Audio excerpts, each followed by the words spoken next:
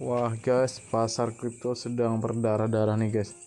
Jadi market kripto kita sedang merah semua nih. Ini koin-koin yang saya sudah favoritkan. Ini juga merah nih ya. Jadi ya ini bukan financial advisor ya. Jadi jangan kalian melihat koin favorit saya jadi kalian mengikutin. Kalian langsung ikut koin saya. Nah hampir semua koin ya merah semua guys. Kita lihat di coin market cap ya, Bitcoin, Ethereum sudah turun hampir 10% ya. Bitcoin juga, Ethereum, Binance, Solana hampir juga 10% dalam 24 jam terakhir. Bahkan koin-koin dari peringkat 1 sampai ke kemana ini, kita lihat sampai ke berapa, sampai ke 40 masih turun, sampai ke 50 masih, sampai ke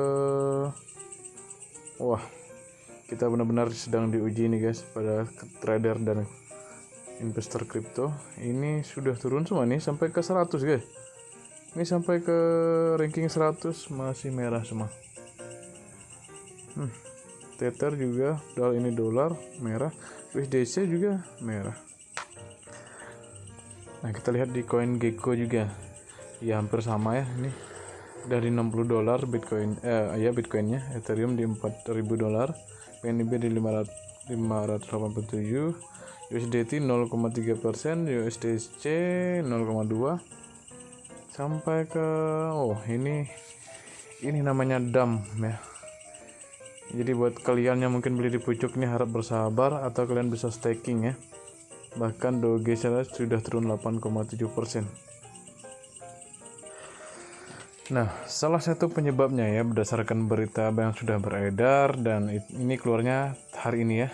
Jadi pasar kripto ini kita kembali pernah sempat jatuh ke level terendahnya di 59.000 ya dalam 24 jam terakhir, dan ini terendah sejak 28 Oktober ya. Jadi nah ini koin-koin lainnya termasuk Binance, Solana, Cardano, Polkadot, Dogecoin juga turun. Dan semuanya ya mengalami penurunan ya. Tadi sudah kita lihat pasarnya.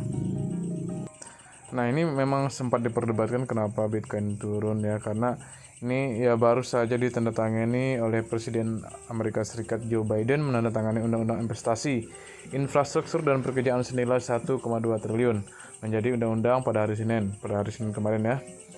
Jadi ya ini yang mencakup ketentuan pajak kripto yang kontroversial katanya seperti itu ya.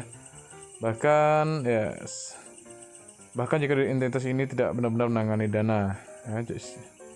Jadi sementara ya ini sebetulnya sudah bukan dibantah ya. Senator Cynthia Lummis dan Ron Wyden ini menentang undang-undang tersebut. Keduanya kini telah memperkenalkan inisiatif legislatif alternatif yang akan melihat aktor-aktor tertentu dikecualikan dari persyaratan pelaporan pajak. Nah, jadi ya si Senator Lummis ini dia ingin ingin memperkenalkan alternatif lain ya. Jadi jangan semua aset kripto atau ya tentang persyaratan pelaporan pajak gitu loh ya. Jadi ini kan yang ditakutkan oleh investor nih mungkin karena di kripto itu kan kita bisa mendapatkan pendapatan yang tinggi ya. Jadi di undang-undang itu kita diwajibkan untuk melapor pajak gitulah mungkin ya pendapatan kita, karena ya kita tahu kalau kita mendapatkan sesuatu atau di Indonesia dikenakan PPh gitulah ya. Tapi ini masih belum pasti ya, karena kita ingin melihat sejauh mana ini bearish akan berlangsung. Bahkan kalau kalian lihat juga ya, Cina itu juga sedang mendukung si Biden nih. Jadi selain VAT dari Amerika Serikat, ada VAT juga dari Cina. Nah, ini VAT dari Cina ya. Jadi Cina berjanji untuk menyerang entitas milik negara untuk kegiatan penambangan kripto. Cina sekali lagi menegaskan tekadnya untuk menindak sektor pertambangan kriptokuransi dan mengungkapkan hari ini bahwa pihak berwenang akan fokus pada entitas milik negara yang terlibat dalam penambangan mata uang virtual ya. Jadi ini faktanya. Juru bicara Komisi Pembangunan dan Reformasi Perencana Ekonomi Utama Negara itu mengatakan pada versnya bahwa kegiatan mata uang virtual adalah ilegal dan pertambangan dapat membahayakan tujuan netralitas karbon negara gitu ya. Jadi sebagai bagian dari langkah selanjutnya dari tindakan keras, pihak berwenang akan fokus pada penggerebekan. Nah ini ya, Cina sekali lagi ingin menggerebek para penambang kripto katanya. Nah ini ya, aduh ini Cina lagi ya.